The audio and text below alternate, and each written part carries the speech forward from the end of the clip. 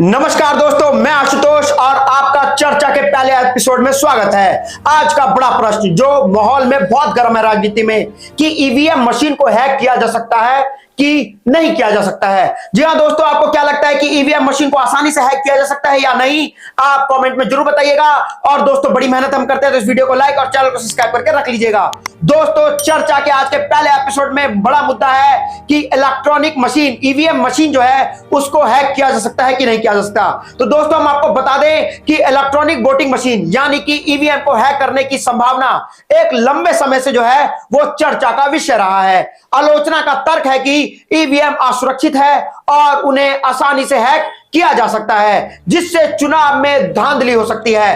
हालांकि भारत निर्वाचन आयोग यानी कि ईसीआई ने बार बार इस बात का खंडन किया है कि ईवीएम को हैक किया जा सकता है। इलेक्ट्रॉनिक वोटिंग मशीन भारत की चुनाव प्रक्रिया का एक मुख्य हिस्सा बन गई है, लेकिन उसकी सुरक्षा को लेकर के अभी भी काफी बहस होती रही है। चुनाव आयोग जहां ईवीएम की सुरक्षा पर पूरा भरोसा जताता है, वहीं कुछ लोग कागज के मतपत्रों को वापस लाने की मांग कर रहे हैं। तो दोस्तों, आइए जानते हैं कि ईवीएम की सुरक्षा के दावे क्या हैं। लेकिन दोस्तों, उससे पहले फिर से मैं आपको बोलूंगा कि ईवीएम हैक हो सकता है कि नहीं हो सकता है, कमेंट में जरूर बताइएगा।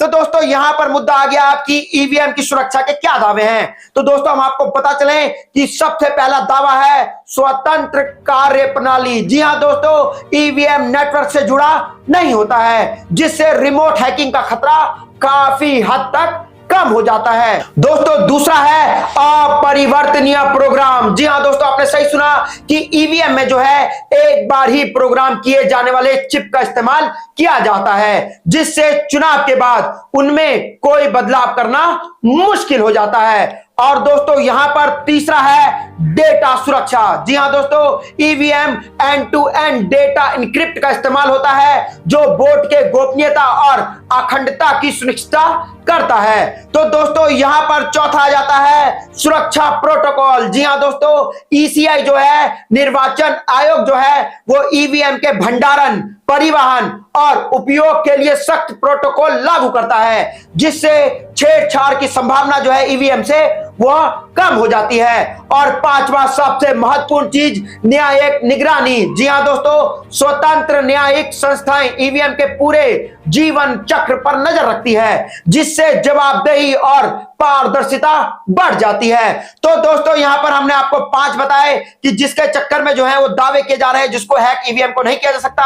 अब हम बात करेंगे ईवीएम के हैकिंग के बारे में क्या दावे हैं। कई लोग ये दावे करते हैं कि ईवीएम को हैक किया जा सकता है। तो दोस्तों, आपको पता चले कि कुछ लोगों का मानना है कि ईवीएम को हैक किया जा सकता है और चुनाव में धांधली हो सकती है। इन दावों का समर्थन करने के लिए कई सबूत पेश किए गए हैं, जिसमें शामिल है सुरक्षा शोधकर्ताओं द्वारा किए गए हैकिंग के प्रयास। जी हां दोस्तों, हम आपको बता दें कि कुछ सुरक्षा शोधकर्ताओं ने ईवीएम को हैक करने से सफलता का दावा किया है। हालांकि ईसीआई मतलब चुनाव आयोग ने इस दावों का खंडन किया है और कहा है कि हैकिंग के प्रयास केवल प्रयोगशाला स्थिति में सफल रहे हैं और वास्तविकता चुनाव में इन दोहराया संभव नहीं है। तो दोस्तों, यहां पर चुनाव आयोग ने साफ साफ बोल दिया है कि एक लैब में शायद ईवीएम को हैक किया जा सकता है, लेकिन चुनाव के दौरान इसको जो हैक करना है वो मुश्किल हो जाता है।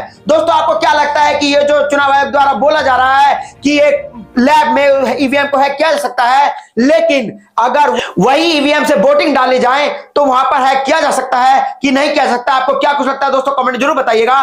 दोस्तों, हम आपको पता चले कि ईवीएम की कमजोरियों के बारे में रिपोर्ट्स। जी हां दोस्तों, ईवीएम की कई कमजोरी हैं जिसके बारे में रिपोर्ट आई थी। कुछ रिपोर्ट में ईवीएम की कमजोरियों के बारे में बताया गया है, जिसका उपयोग उन्हें हैक करने के लिए किया जा सकता है। हालांकि इलेक्शन कमीशन ने इस रिपोर्ट को भी खंडन किया है और कहा है कि कमजोरियों को ठीक कर लिया गया है। तो दोस्तों, दोस्तों यहां पर ईवीएम मशीन को लेकर के कई कमजोरियां सामने आई थी, जिसको ईसी ने खंडन कर दिया और कहा है कि इस कमियों को जो है वो हमने दूर कर दिया है, ठीक कर दिया है, तो शायद इसको हैक करना मुश्किल है। आपको क्या लगता है दोस्तों, कमेंट में जरूर बताइएगा।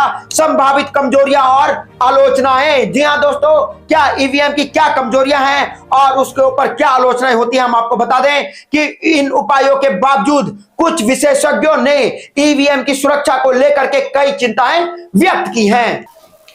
इन उपाय के बावजूद कुछ विशेषज्ञों ने ईवीएम की सुरक्षा लेकर के कई चिंताएं व्यक्त की हैं। प्रयोगशाला प्रदर्शन, जी हां दोस्तों, सुरक्षा शोधकर्ताओं ने नियंत्रित वातावरण में ईवीएम को हैक करने में सफलता हासिल की है, जिससे असली परिस्थितियों में उनकी सुरक्षा को लेकर के सवाल उठ जाता है। जी हां दोस्तों, एक लैब में ईवीएम को हैक किया जा चुका है, जिसको लेकर के इस पे एक बड़ा सवाल उठ जाता है। और तकनीकी कमजोरी, जी हां दोस्तों, विशेषज्ञों ने ईवीएम सिस्टम में कुछ तकनीकी कमजोरी की पहचान की है, जिसका दुरुपयोग किया जा सकता है। भौतिक छेड़छाड़ का जोखिम, जी हां दोस्तों, भंडारण और परिवहन के दौरान ईवीएम में छेड़छाड़ का खतरा बना रहता है, भले ही सख्त प्रोटोकॉल इसमें काम क्यों ना करते हो। जी हां दोस्तों, यहां पर आपने सही सुना कि चाहे कितने भी प्रोटोकॉल सख्त क्यों ना हो, लेकिन छेड़छाड़ ईवीएम में यहां पर किया जा सकता है। और इसी प्रकार एक और है क्लोज सोर्स सिस्टम। जी हां दोस्तों, ईवीएम सिस्टम का कोड बंद है, जिससे उसकी सुरक्षा का स्वतंत्र रूप से